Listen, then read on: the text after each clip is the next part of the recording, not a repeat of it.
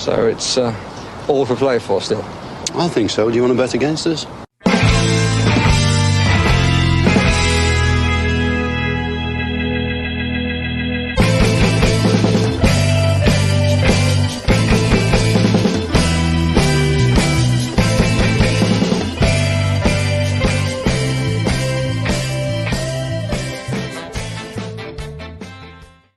Hello, everybody, and welcome to For the Love of Paul McGrath podcast for this kind of impromptu Spurs preview. Life's been really busy at the moment for me, and Paddy's nursing a happy but sore head, I'd imagine, this morning after his football team here in Ireland won the league for the first time in 18 years. So I'm sure he's going to be very, very chipper today on this podcast. Me probably less so, because I'm up all night with a screaming child and I'm working this weekend. So I'm not in the greatest of fettle today because it's just busy. But yeah, Paddy, 18 years of hardship, for your team Shelbourne. And I know this isn't the For the Love of Damien Duff podcast, but it's great. The reason I bring it up is because when, like us, when we followed Aston Villa for so long, and now they're reaping the rewards, it's nice to see that, I suppose, at a more local level for yourself as well. And who knows, we might see each other in the Champions League next year. Wouldn't that be the dream, wouldn't? Yeah, I wouldn't say chipper is the correct word this morning. I'm a little bit frail, but yeah, it's there are similarities obviously between the story of Shelbourne and especially with Villa in the 80s, where we champions of Europe, winning the league, and then dropped down all the divisions. Shelbourne have spent 12 of the last 18 years in the division below, and back in 3 years later, we've won the league. So yeah, imagine for those that were able to get there, but unfortunately there was only 300 tickets for the match last night, so I had to watch it at home with my son, who I've also inflicted Shelbourne on. So he's happy that finally, after 19 years of his life, he's something to cheer about, with Villa doing well and Shelbourne doing well. So all is good. All is good, exactly. And it just goes to show the I suppose the insertion of a good manager, a passionate manager. And while Damien Duff is a bit more loose-tongued in his post and pre-match interviews than Unai Emery, just bringing that kind of professionalism and that mindset to a club is very very similar to Aston Villa. And look, I suppose the team that we play on Sunday will probably be saying the same, not about Damien Duff, but they'll be saying the same thing about their manager, Ange Postecoglou, since he's come in, because he's somebody that Spurs fans are very much bought into, with his rhetoric, and I mean that in a good way. I don't mean rhetoric from a negative point of view, but the way that he's brought an aura to the club, a culture to the club as well, and he's very much putting his own foot down and making it his team, just like Unai has for us as well, and like Damien Duff has done for Shelbourne. But we'll shelve the Shelbourne chat for a moment, or for the rest of the podcast anyway. I just wanted to make note of it, that Paddy is flying a bit higher than a lot of people today, I think, after that result yesterday. But we've got Spurs, and I know, Paddy, we didn't talk about the Bournemouth game, and I'll be honest, I missed a good portion of the Bournemouth game last week, just with other commitments that I had going on. I was traveling quite a lot. I was trying to watch it in between, and I missed maybe 20 minutes of the first half and 10 minutes of the second half. So I didn't feel I was in a good position to be able to come on and do a post-match podcast, because I hadn't seen the whole game. But obviously that last-minute goal, or that 96-minute goal or whatever, was so avoidable, I think, in a lot of ways. And I think that Unai Emery will be, and then obviously you go out and you have a subsequent kind of flatter performance, I think, in the second. I thought Villa played well enough against Palace, but they were flat in the second half, and there was no real kind of spark to change the game. And Unai Emery will want to arrest that bigly, if that is a word, considering that there's this, if that is a word, I know it's been used in parlance across the water, but he will want to address that bigly, I think, over the course of this game, specifically away at Spurs. Yeah, and without any facts in front of me here to back it up, he has seemed to do that when we step out from a poor result against one of the teams we should really be beaten, and having an adverse result to playing one of the big boys and getting something out of it. So I presume I'm not speaking out of turn calling Spurs one of the big boys. They are one of the greedy six, and they need to be respected. And they've got a really, really good manager who I've grown to love-hate relationship, let's call it, over the last 5 years or so. When he obviously was a Celtic manager, and he brought some beautiful football, very high octane, loads of players who are super fit. Unfortunately, in Premier League for him, that means that he has encountered a lot of injuries, because the game is fast enough without trying to make it a bit faster and pressurize the opponents as they do. So as a result, they've lost players left, right, and centre in his tenure. But they had a great result on Wednesday night, knocking Man City out of the cup, albeit a slightly depleted Man City 11. but a Man City all the same. Look, we all know now that at this stage, if you're going to disrespect is probably the wrong word, but if you have decided, like Unai did and like Pep did on Wednesday, Pep left Erling Haaland on the bench when they're chasing the game. It just shows that you can't afford to give any less respect to these games, otherwise you're going to get beaten. We had nobody on the bench to come on and do an Erling Haaland job.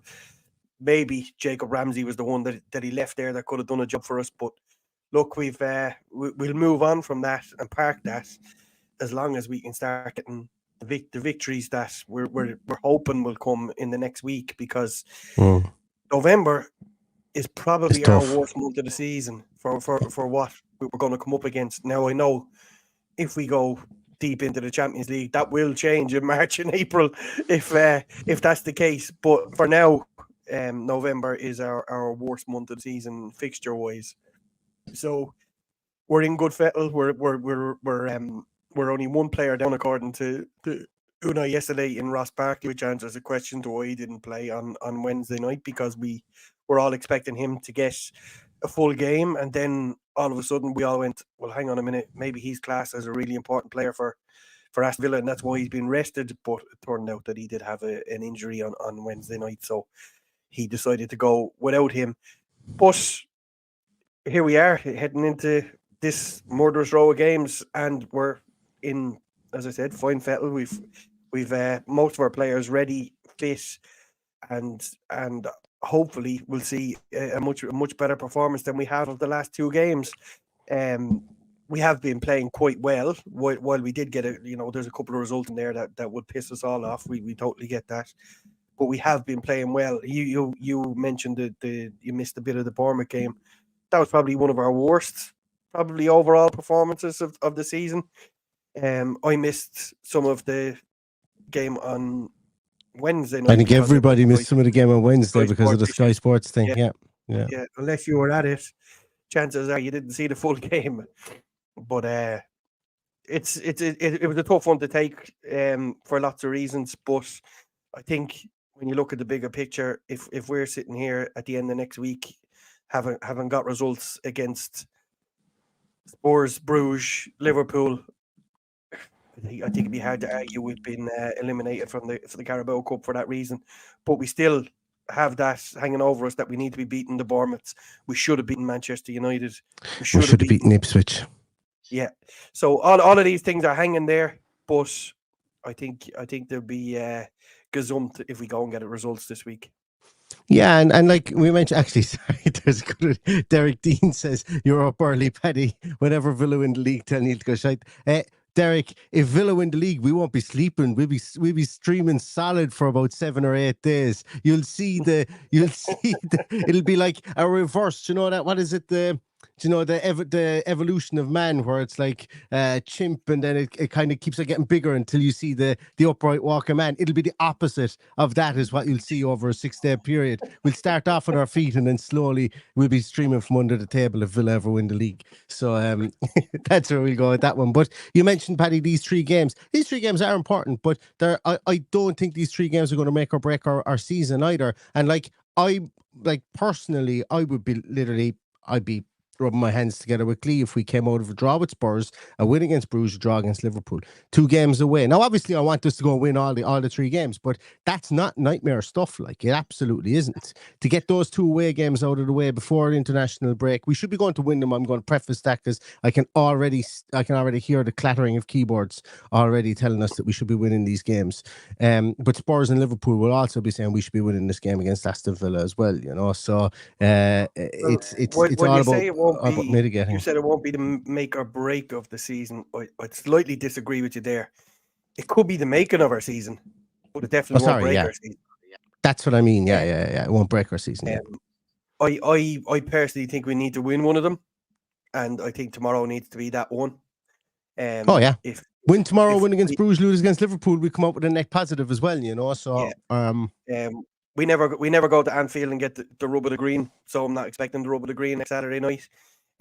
So I think if we go and get 3 points tomorrow and then maybe go and have a pop off Liverpool, it'll be a really interesting game. But I'm not expecting it.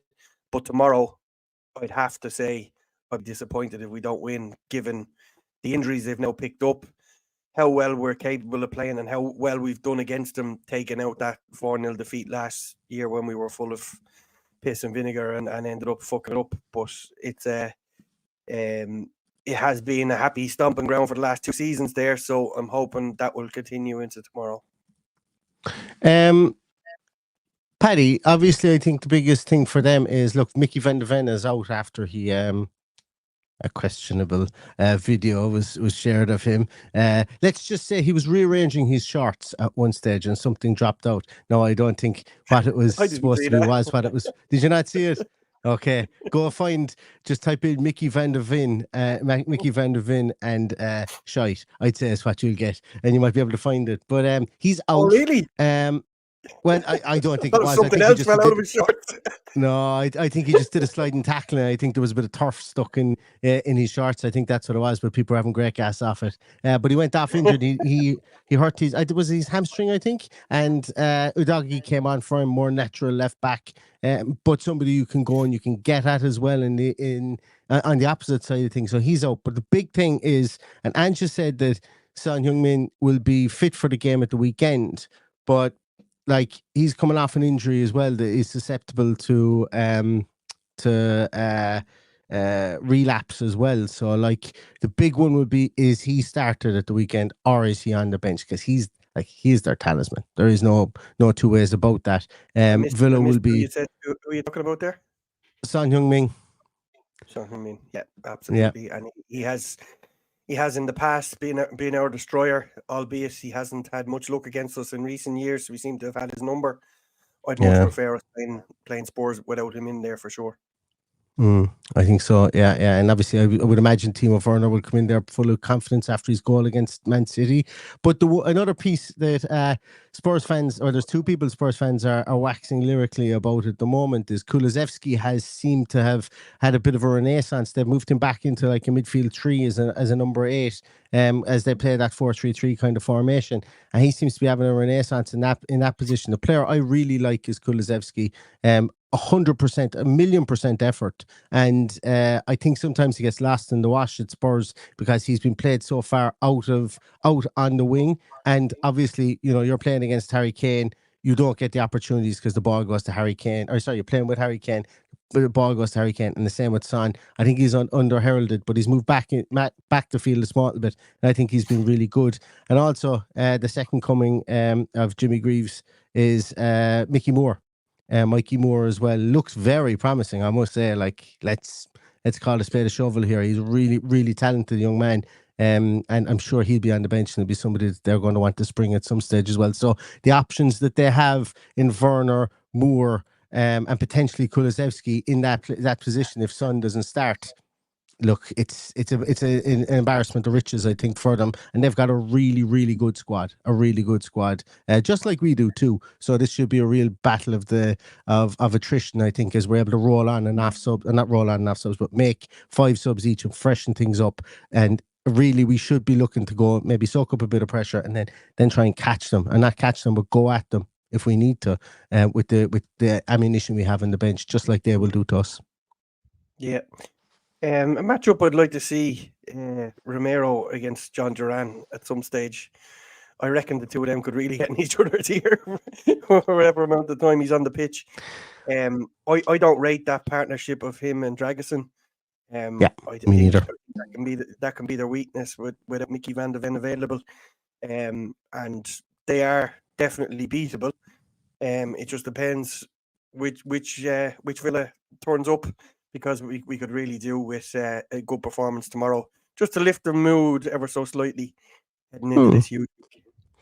Yeah, and look, again, I'm not going to go down the road of it, and I suppose it's more so to kind of mention it more so than have a big line of commentary on it. But again, ticketing fiascos after ticketing fiascos as well. Like, if you were an alien, you were parachuted in, or I don't know, can you parachute from space? I think you can. Didn't some Austrian fella from Red Bull paid for some Austrian fella to parachute out of space before, didn't they?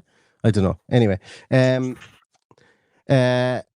if you were an alien, you were dropped into Earth, and you looked at Villa Twitter over the last week or so, you wouldn't think Villa were fourth in the league and have a flawless record in the Champions League. And it's just because, as you said, Paddy, points left on the table against Bournemouth, out of the League Cup again, and there's only so many times you can go out in the third, fourth round before fans start to kind of wonder, well, what's the point? And I know we've been to finals.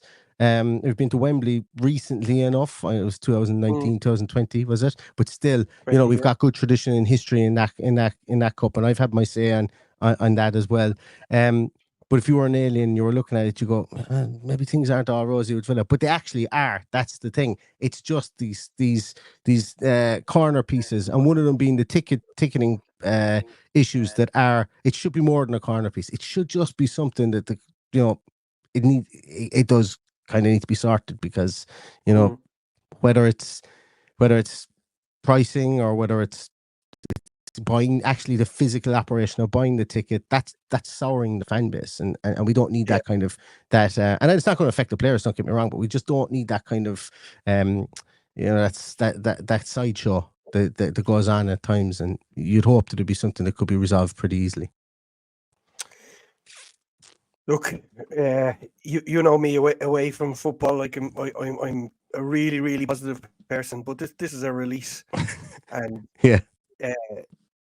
I would gladly let anybody have their say if they're pissed off, and I'm one of these people that walks away from Twitter when these weeks happen, because I'd rather not read it. Obviously, I've put myself out there and let people tag me in whatever they like and send me whatever they like, and I'm a big advocate for that, because there was a lot of people that message us that are sitting at home watching these podcasts alone, and they really enjoy our content, and they reach out to us, and I'm open to that 100%. But there comes a time where you have to, every now and again, probably every 3 weeks at the moment, just close it and walk away, and that's what I do. I try not to, like, I messaged you last Monday morning. It was bank holiday, wasn't it? And I said, that fucking idiot has gone from Old Trafford, so I'm turning off Twitter for the week. And other than what people tagged me in or sent me during the week, that's exactly what I did, because I could not be listening to uneducated fucking journalists, in inverted commas, telling us that Unai Emery talking about Unai. Yeah. So that's just the way I am. I have the ability to walk away from it. I'm not sure you can. You're always in there having a look, because you send me a lot of stuff. But that's just how I deal with it. And look, there's enough negativity in the world that I like my release to be a happy release.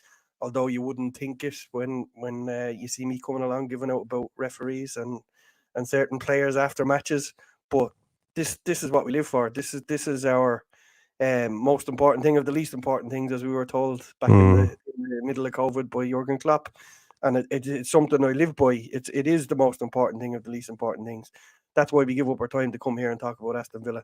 So if people want to go in and rant and rave, I've learned to just walk away. I can't walk away from those journalists. So for that reason, I had to turn off Twitter for Look, but as you say, winning solves everything. I've said that before. Winning solves everything. And thankfully, Under and I were doing an awful lot of winning, and hopefully this continues on to this weekend.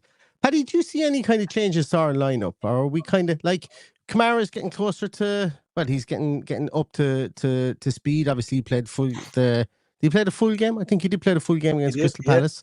Might we see something change here over the course of the week? Maybe might we see maybe a Kamara in there instead of Onana? Because Onana started like a train. Don't get me wrong, I'm not questioning him. But one of the things that's happened recently is he's had 45 minutes in him, or 55 minutes, or maybe 60, and he's come off quite a lot. And he's been the one that's been come off for Barkley. But when you've got somebody that you could potentially put in there, showing he can play 90 minutes, obviously being out for quite a period of time. Do we maybe reverse that role slightly so that we bring Onana and bring on that physical presence if we need to, and give Kamara a break? I'm not questioning Onana's fitness or anything like that. It's just it seems to have been that he's the one that's come off. Or do we keep the Belgian partnership in place? What do you think we do? I think everything hinges on Kamara's fitness after. When I say fitness, I mean his recovery after Wednesday night. To come back after that long period of time, your forceful 90 minutes at that pace is a different ball game. So they will be monitoring him Thursday, Friday. But I genuinely think that he is the first choice. I think he plays instead of Onana if he's fit. He's taken off Onana a few times. He started without it. I know he was injured one of the games as well, wasn't he? He had a knock. So I personally think he is itching to get Kamara back in there to sit in between those two centre halves when needed. We saw him do it so many times last year with great effect before his injury. I think that's what his ultimate hope is. I don't think he believes anyone else within our midfield is able to do that. So I think from Unai Emery's point of view, that's what he's waiting on. Could we see something mad with a little tweak of formation? Could we see maybe something like Jacob Ramsey on the bench? Maybe he starts with Tielemans, Onana, and Kamara, and maybe pushes McGinn further forward and plays kind of two behind the Watkins in a more box. What I'm talking about kind of that box midfield that he played. Yeah, well, no, that box midfield he played the last time. So maybe you've got a Kamara, you've got an Onana, and then you've got Tielemans maybe slightly further forward, and then you've got Rodgers and McGinn slightly like inverted in that instance behind Watkins, because the effort and like one thing about John McGinn is like his batteries don't run out. He's an energizer bunny. If he's running in around there, does that in a way give you an option to maybe kind of negate the effort of maybe a Basuma or Madison or stop maybe Dragosan or Romero from playing out from the back and force them to go wide? Now you do give seed ground going wide, and when they've got Porro and Udogie there as well, maybe you don't want to do that. But I don't know, maybe because when he first came in, he played that box midfield, and I don't know, away from home, if you have that absolutely defensive pivot there in Kamara and Onana, maybe push Tielemans into more of a freer role in the middle of the field where he can get passing, get those forward balls. And then Rodgers and McGinn work their absolute nads off up there with the high press. It leaves Ollie then in between the two centre halves, with the centre halves having to worry if one of the two boys are going to drop onto them as well in Rodgers and McGinn. So, it could cause difficulty, but also we do become a lot wider open on the wings, and it would mean that Dino wouldn't be able to bomb forward unless or Dino and Cash, because I'd imagine it's going to be Cash the weekend. That unless when we're out of possession, we do drop into a Kamara into a back three as such, and bring Tielemans in there beside Onana, and then we don't really lose much in that instance. But the flexibility of dictating play in different areas of the field, if you do something like that and you go narrower, might be something that might throw Spurs off. I don't know. I'm probably getting too far into the weeds from a massive tactical change like that, but it shows the flexibility that when you have someone like Kamara there, that you can go ultra defensive with those two players in Kamara and Onana. Whether we see it or not is another thing, but it's exciting, I think, now that he's back. Yeah, and look, the possibilities are endless. We've seen a number of different formations since he came in. It would not surprise me for him to pull a card like that tomorrow, or to pull a card like that against Liverpool. But you mentioned correctly that you do leave yourself open on the wings, but you also leave them open on the wings on the counter. So it does depend on who you've got in those counter attacking positions. Maatsen is probably better suited to that position, and Cash, as you correctly say. But is that a way to play with a Bailey and Rodgers playing in behind, as opposed to a McGinn and Rodgers? I mean, a fully fit Bailey, that is. And we saw before anyone DMs me, we saw a little bit more enthusiasm and effort from Bailey on Wednesday night. I thought maybe he had more space. I don't know, but he does seem like he's getting back to full fitness.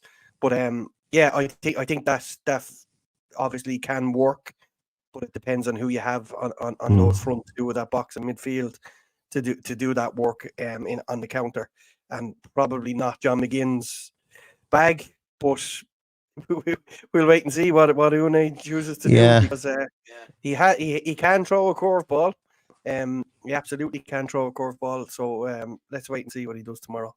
Yeah, it'll all dictate, I suppose, as well around. Is it Cash at right back? Is it Konza at right back? And does he go Torres and Carlos? Does he go with Torres and Mings? You know, what has he seen from Tyrone Mings? I don't expect him to go with Torres and Mings. Don't get me wrong in this game. But I think we might see some changes like that against in the Bruges game. Who knows?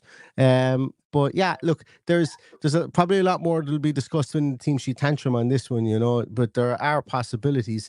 The more I think about going that narrow formation, the more I actually like it.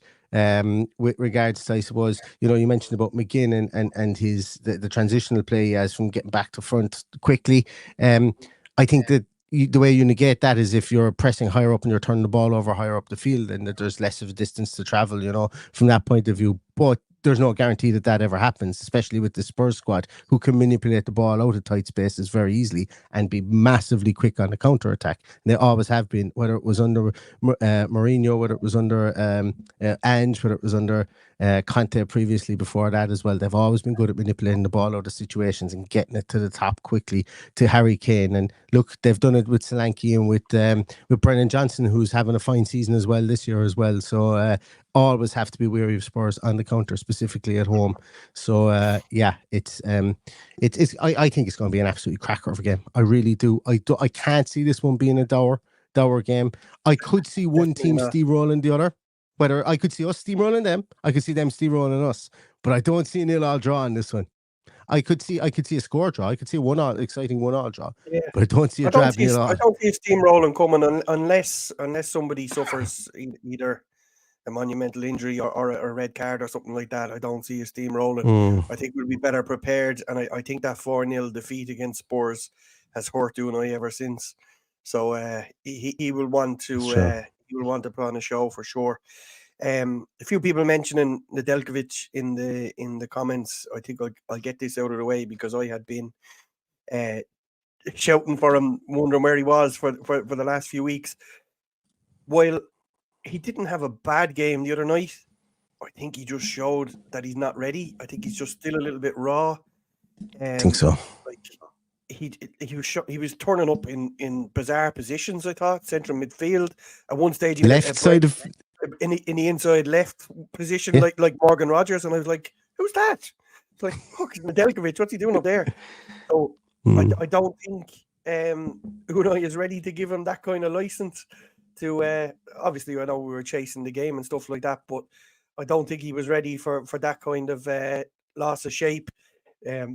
So until he gets his head together with that, I think he is confined to under 23s or the odd substitute appearance if required. But he will get there. There's no doubt. There's a brilliant footballer in there at his age. I'm not ruling him out by any stretch of the imagination, but just a little bit more grown up to do. Oh yeah, absolutely. Yeah, I'm massively enthused about Nedeljkovic. Really excited about the prospect he is.